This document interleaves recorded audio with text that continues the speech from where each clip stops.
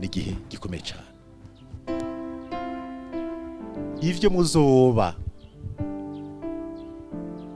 ejo, ivyo muzokorera igihugu, uko igihugu cy'Uburundi kizoba, biri mu biganza vyanyu kubera kano kanya nyene, kandi mu vyakire.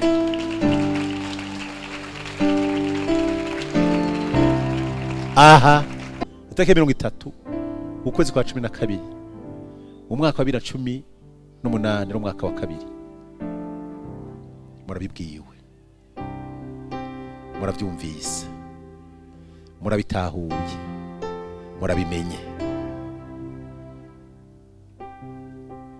Uburundi Imana ifite amasezerano akomeye cyane.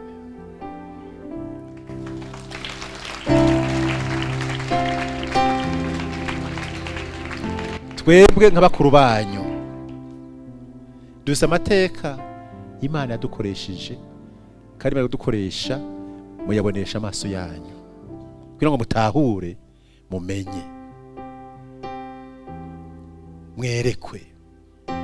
Twebwe turi mu munsi ku bantu Imana yereka, muratse ko mushitse mu 2030 2040 ngo tujye turi mu munsi twabimenye imyaka 10 imbere ko tubibamo. Niyo banyabwenge abantu babona ibihe bagatahura. Ubu Burundi bwacu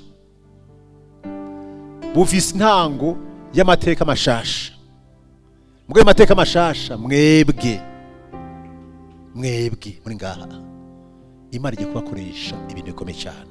Imana yarasezeranye neza ko Burundi izobukoresha ibihambaye mwikanguro n'agakiza ha mu Burundi, muri Afrika no kwisi nzima.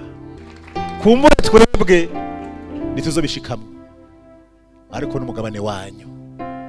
Iyo umuntu umugabane rero mucakira kirikare, kandi muze murekure ikiganza c'Imana kiza kibane namwe, ubuza bw'Imana mugendane namwe, buzobe akamaro ku gihugu Afrika n'isi nzima. Imana bahezagire cyane.